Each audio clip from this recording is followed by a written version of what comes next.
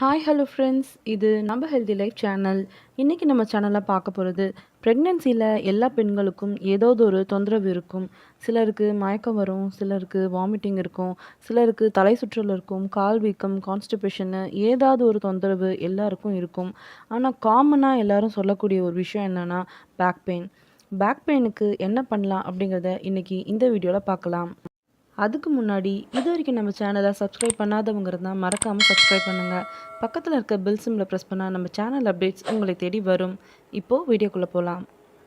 ப்ரெக்னென்சியில் back pain வரதுக்கு காரணம் என்னென்னா, ப்ரெக்னென்சியை நல்லா எடுத்துகிட்டு போகிறதுக்காக ப்ரொஜெஸ்ட்ரான்னு சொல்லக்கூடிய ஒரு ஹார்மோன் ஒன்று சுரக்க ஆரம்பிக்கும்.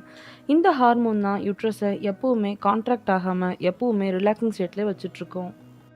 ஒன்ஸ் நம்ம யூட்ரஸ் கான்ட்ராக்ட் ஆக ஆரம்பிச்சிருச்சு அப்படின்னா லேபர் பெயின் ஸ்டார்ட் ஆகிடுச்சு அப்படின்னு அர்த்தம். ஸோ இந்த ப்ரொஜெஸ்ட்ரான் ஹார்மோன் ரிலாக்ஸ்ன்னு சொல்லக்கூடிய இன்னொரு ஹார்மோனை நம்ம பேபியோட சேஃப்டிக்காக சுரந்துக்கிட்டு இருக்கோம். இந்த ஹார்மோன் யூட்ரஸில் மட்டும் ஆக்ட் பண்ணாமல் நம்ம லெகமெண்ட்ஸ்லேயும் சேர்த்து ஆக்ட் பண்ண ஆரம்பிக்கும். இப்படி தசைகள் எல்லாத்தையும் கொஞ்சம் ரிலாக்ஸாக வச்சிடும். அப்படி இருக்கும்போது நம்ம அதை ஸ்ட்ரெயின் பண்ணாலோ இல்லை ஸ்ட்ரெஸ் பண்ணாலோ ஈஸியாக நமக்கு பேக் பெயின் வர ஆரம்பிக்கும். அண்ட் இன்னொரு விஷயம், நம்ம பேபி க்ரோத் ஆக ஆரம்பிக்கும் போது வயிறு முன்னாடி தள்ளி முதுகெலும்பு பின்னாடி வளைய ஆரம்பிக்கும். இது மாதிரி வயிறு முன்னாடி வளர வளர நடக்கிற பொசிஷனும் மாறும். இதுவும் பேக் பெயின் வர ஒரு முக்கிய காரணம்தான். ப்ரெக்னன்சியில் பேக் பெயின் வராமல் இருக்க ப்ரிவென்ஷன் அண்ட் ட்ரீட்மெண்ட் என்ன அப்படின்னு பார்த்தோன்னா, ஒரு குட் போஸ்டரை நீங்கள் மெயின்டைன் பண்ணணும். அதாவது நிற்கும்போது நடக்கும்போதெல்லாம் வளையாமல் ஒரு கரெக்ட் பொசிஷனில் நடக்கணும். இப்போது உட்கார்ந்துருக்கீங்க அப்படின்னா நல்லா சாஞ்சு கால் நீட்டி முதுகுக்கு பின்னாடி ஒரு பில்லை வச்சு உட்காரலாம். அதே போல் ரொம்ப நேரம் உட்கார்ந்துருக்கிறதையும் அவாய்ட் பண்ணுங்கள். அடுத்து கீழே குனிஞ்சு ஏதாவது பொருள் எடுக்கணும் அப்படின்னா ஸ்குவாட்டிங் பொசிஷனில் உட்காந்து அதை எடுக்க பாருங்கள். டைரெக்டாக குனிய வேண்டாம். ரொம்ப நேரம் உட்காந்து ஆஃபீஸில் வேலை பார்க்குற பெண்கள் 3rd ட்ரைமிஸ்டருக்கு அப்புறம் கண்டிப்பாக ரெஸ்ட் எடுப்பது அவசியம்.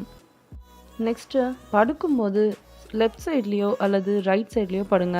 அப்படி படுக்கும்போது 2 காலுக்கும் இடையில ஒரு பில்லோ வச்சு படுங்க. மார்க்கெட்டில் ப்ரெக்னன்சி பில்லோ நிறைய அவைலபிளாக இருக்குது, அதை கூட யூஸ் பண்ணலாம்.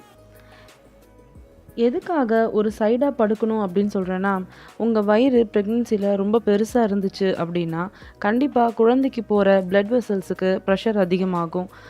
பேபியோட பிளட் ஃப்ளோவும் குறைய ஆரம்பிக்கும். அது குழந்தைக்கு நல்லதில்லை.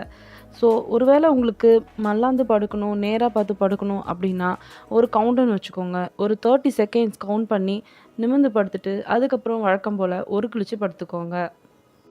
இந்த பேக் பெயினை சரி செய்யறதுக்கு நிறைய எக்ஸசைஸ் அண்ட் யோகாஸ்லாம் இருக்குது, அதை கூட ஃபாலோ பண்ணலாம். நெக்ஸ்ட்டு உங்களுக்கு ஏற்கனவே கால்சியம் அண்ட் அயன் டேப்லெட்ஸை ப்ரிஸ்கிரைப் பண்ணியிருப்பாங்க. உங்கள் ஃபுட்டுலேயும் நிறைய கால்சியம் உள்ள பொருளாக பார்த்து சாப்பிடுங்க. உங்கள் ஃபுட்டில் கால்சியம் அண்ட் அயன் ரிச்சாக இருக்க போல் பார்த்துக்கோங்க. உங்கள் போன் கொஞ்சமாவது ஸ்ட்ரென்த்தாக இருந்தால் தான் உங்கள் ப்ரெக்னென்சியும் கொஞ்சமாவது ஹெல்த்தியாக இருக்கும். டே டைமில் உங்கள் கணவரையோ இல்லை அம்மாவையோ வச்சு முதுகில் சுடு தண்ணி ஊற்றி கொஞ்சம் ஒத்தரம் கொடுங்க. அது கூட உங்கள் பெயினை கொஞ்சம் குறைக்கும். ப்ரெக்னன்சியில் எல்லாத்துக்கும் மேலே ஒரு நல்ல ரெஸ்ட்டு தான் உங்களை ஹெல்த்தியான ப்ரெக்னன்சியை மெயின்டைன் பண்ண உதவும். ஸோ ப்ரெக்னன்சியை ரொம்ப ஹெல்த்தியாகவும் ஹாப்பியாகவும் என்ஜாய் பண்ணுங்கள். தேங்க்யூ.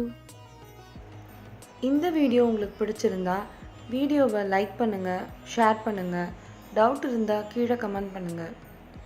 Happy pregnancy!